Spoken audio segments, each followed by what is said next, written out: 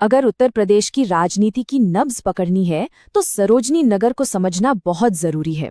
देखिए, ये सिर्फ एक विधानसभा सीट नहीं है, ये तो बदलते हुए यूपी की पूरी तस्वीर दिखाने वाला एक आईना है। तो चलिए 2022 के चुनावी आंकड़ों की गहराई में उतरते हैं और इस दिलचस्प कहानी को परत दर परत समझते हैं। आज की हमारी ये पड़ताल 4 हिस्सों में होगी। सबसे पहले हम इस इलाके की जमीनी हकीकत को जानेंगे, फिर 2022 के फैसले को डिकोड करेंगे, उसके बाद एक दशक पीछे जाकर देखेंगे कि ये बदलाव आया कैसे, और आखिर में इस पूरे विश्लेषण से भविष्य की रणनीति का एक खाका तैयार करने की कोशिश करेंगे। तो पहला पड़ाव है जमीनी हकीकत। सरोजनी नगर सिर्फ एक चुनावी क्षेत्र नहीं है, ये एक ऐसा कैनवस है जहां आपको नए और पुराने उत्तर प्रदेश के सारे रंग एक साथ दिख जाएंगे। आप देखिए, एक तरफ शहर की भागदौड़ है और दूसरी तरफ गांव का सुकून। दोनों यहां आकर मिल जाते हैं और इसीलिए यहां के मुद्दे भी बिल्कुल मिले जुले हैं। कहीं लोगों को जलभराव की चिंता है तो कहीं किसानों को अपनी फसल की। अब जरा यहाँ के सामाजिक समीकरणों पर नजर डालिए, ये काफी पेचीदा है। एक बड़ी आबादी अनुसूचित जातियों की है, करीब 29%। फिर मुस्लिम, यादव, सवर्ण और दूसरे ओबीसी समुदाय भी हैं।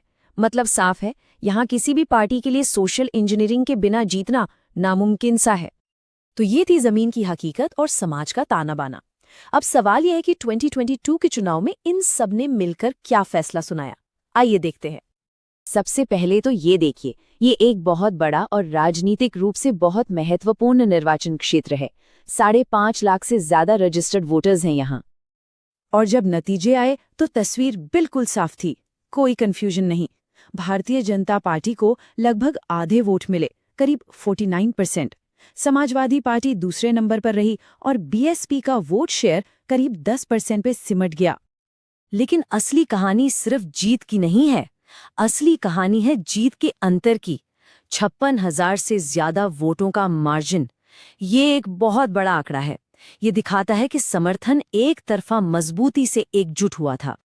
ये नतीजा देखकर एक सवाल जरूर उठता है, क्या सरोजनी नगर हमेशा से ऐसा ही था या पिछले कुछ सालों में यहाँ की राजनीति ने कोई बड़ी करवट ली है?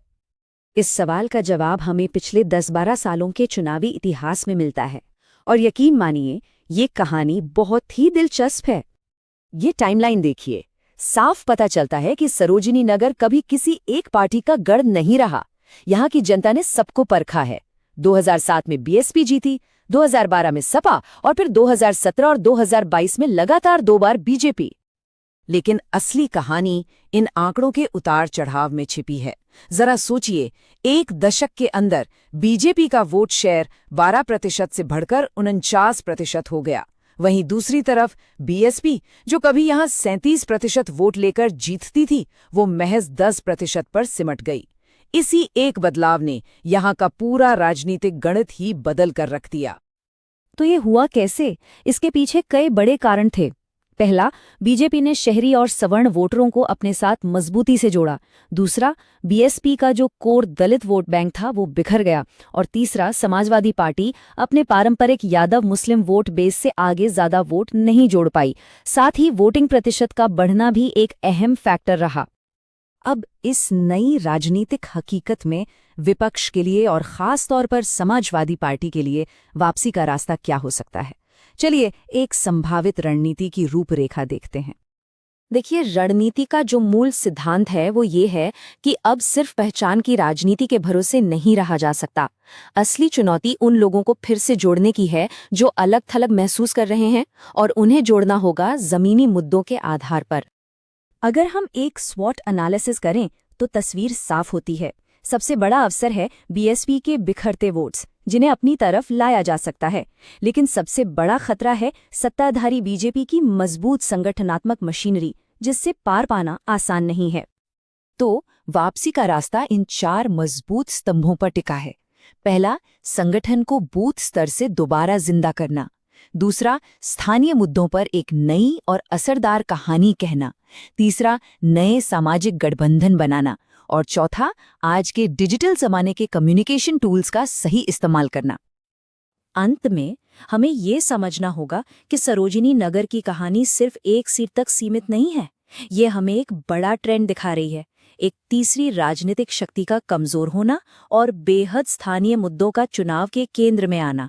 ये पैटर्न अब हमें भारत के कई शहरी और अर्ध शहरी इलाकों में देखने को मिल रहा है। और ये हमें एक बहुत बड़े और अहम सवाल पर लाकर छोड़ देता है।